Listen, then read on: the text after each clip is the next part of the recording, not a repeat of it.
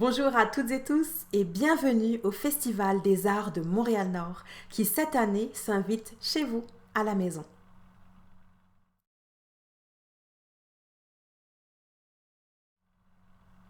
Je m'appelle Nelly Onestas Daou, je suis poétesse, praticienne de Kasala, artiste sociale, accompagnante en écriture et coach en créativité. En fait, moi j'écris et je lis depuis que je suis enfant et adolescente.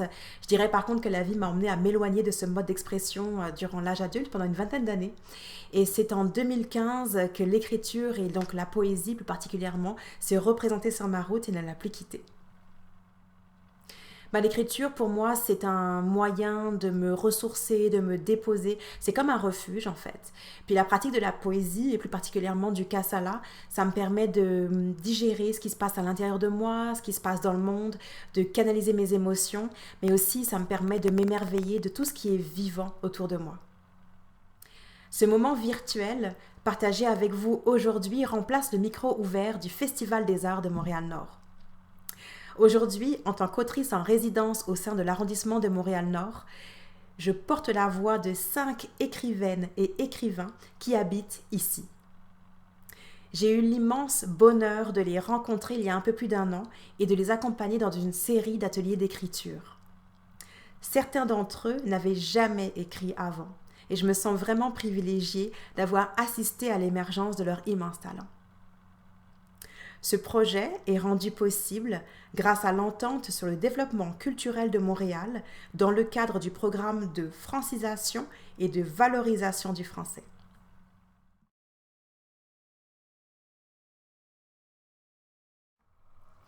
Je vous présente le texte d'Asheline, étudiante à l'école secondaire Henri Bourassa.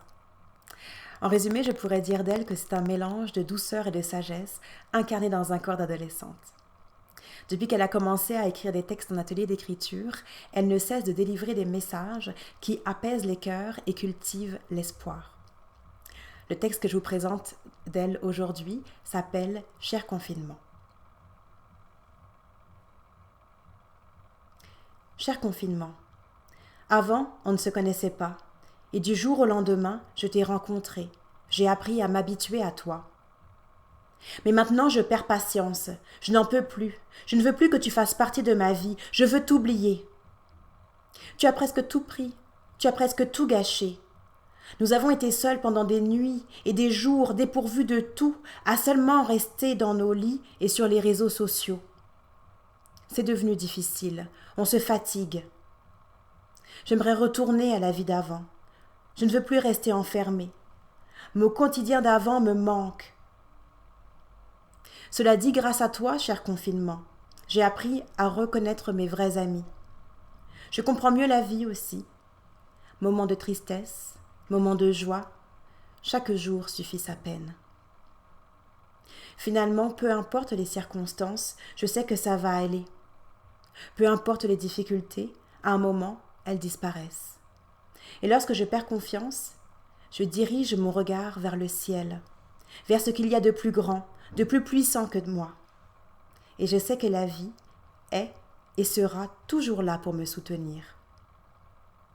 Je garde espoir qu'un jour, je n'aurai plus à rester enfermée. Je m'amuserai à fond. Je profiterai de la vie comme je le pourrai. Et je vivrai en paix.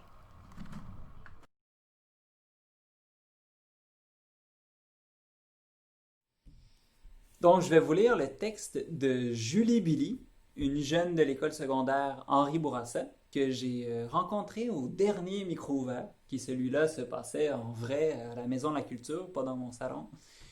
Et c'était après, à la fin du micro ouvert, elle est venue me voir, elle dit: Ah, c'est trop génial, je connaissais pas l'existence de tout ça.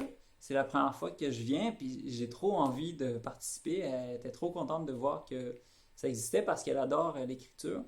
Et donc, ben, pendant le confinement, je l'ai contactée, puis elle était elle aussi submergée de travaux et de devoirs, mais elle avait quand même envie de participer. Et donc, voici son texte qu'elle a écrit en plein milieu, elle aussi, du confinement, à propos de la crise. Aujourd'hui, nous sommes dans une phase très dure. Pas juste moi, mais toute la société. Dans cette lettre, je vais laisser mes sentiments parler pour expliquer ce que je ressens et comment je vois la société en général. Comment je vis le confinement? C'est pas si horrible. Le 13 mars 2020, quand j'ai su que les écoles allaient fermer, je me suis dit, bon, ça va durer seulement quelques jours. Mais, à quelque part, je me mentais à moi-même. Je voulais me rassurer parce que l'école, c'est un peu ma vie. Les semaines sont passées et j'étais encore à la maison. C'est là que j'ai compris que je ne retournerai pas à l'école. J'ai commencé à me demander, mais comment je vais faire? À chaque matin, je me levais, je m'installais à mon bureau, je sortais mon agenda, mes cahiers, et je me préparais à prendre des notes. Et puis rien. J'étais seul. Il n'y avait pas de prof, pas d'élèves, juste moi et mon écran. C'est là que j'ai réalisé à quel point j'aimais les gens et que j'avais de la chance de côtoyer des gens aussi formidables au quotidien.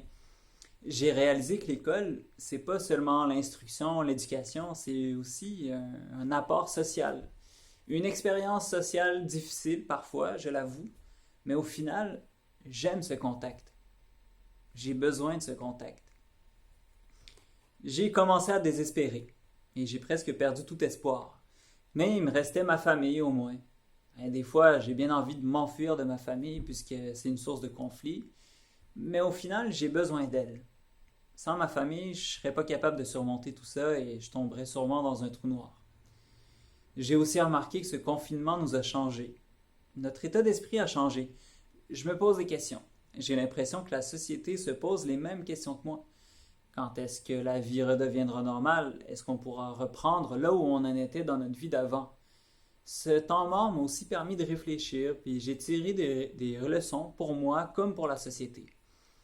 Je sens que je ne suis pas la seule à éprouver ce manque humain. Je le vois autour de moi et dans les médias. Les gens sont dans la panique. Il y a aussi ceux qui ne respectent pas les consignes du gouvernement, puis je pense qu'on n'en serait pas arrivé là si la société respectait les mesures. Ce virus nous a enlevé beaucoup de choses. Oui, mais tu sais quoi? Il y a aussi du positif. Par exemple, tous ceux qui n'avaient pas du tout le temps pour leur famille, aujourd'hui, ils en ont en masse. Rester confiné à la maison, c'est pas si pire après tout. Ça nous permet de nous rapprocher de notre famille. Durant cette crise, il y en a qui travaillent encore plus fort que d'habitude. Je pense aux gens dans les services essentiels comme les hôpitaux, les cliniques, les services de police. Le gouvernement, lui, fait ce qu'il peut. Est-ce que je vais pouvoir un jour prendre les gens que j'aime dans mes bras, sans masque pour s'interposer entre nous, et les personnes âgées qu'on ne peut plus approcher? Jusqu'à quand la distanciation sociale?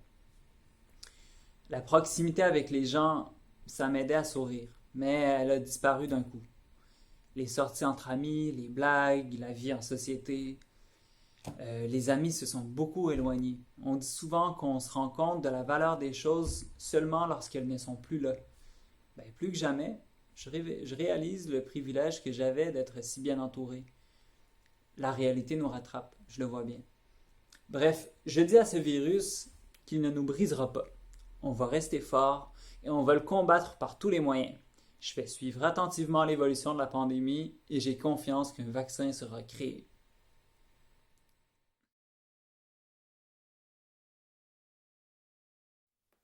Je vous présente une petite surprise de Mariana Iluccio. Mariana, elle est intervenante au Carrefour par enfants. C'est un organisme qui est situé sur le boulevard Gouin. Je l'ai rencontrée parce que je donne des ateliers d'écriture au Carrefour par enfants. Et Mariana participe toujours avec beaucoup d'enthousiasme et elle a un grand talent de conteuse et un grand talent d'humoriste. Alors, pour vous remonter le moral en cette période de pandémie, elle a décidé de faire une sélection des meilleures blagues de son pays d'origine. Elle vient de la Roumanie. Et ils ont un très bon sens de l'humour là-bas, d'après ce que je peux voir. Donc, Mariana m'a envoyé ses blagues préférées et j'ai choisi à mon tour ma blague préférée. Donc, évidemment, soyez indulgents. Ça aurait été bien meilleur si Mariana l'avait contée elle-même. Elle est très, très drôle, mais je vais faire de mon mieux. Donc, c'est une blague de Mariana Iluccio. Donc, c'est un enfant qui dit à sa maman: Maman, aujourd'hui, dans l'autobus, papa m'a demandé de céder ma place à une mademoiselle. Et là, sa mère est fière de lui. Elle lui dit: bravo, c'est très bien ça, mon chéri. Hein? Puis c'est rare de nos jours d'avoir des bonnes manières. C'est une grande qualité. Bravo, je suis fière de toi. Et là, son enfant lui répond, oui, mais maman, c'est parce que moi, j'étais assis dans les bras de papa. Voilà, je vous laisse piger la blague. Donc, c'est un petit sourire de la part de Mariana Illuccio. Merci beaucoup, Mariana.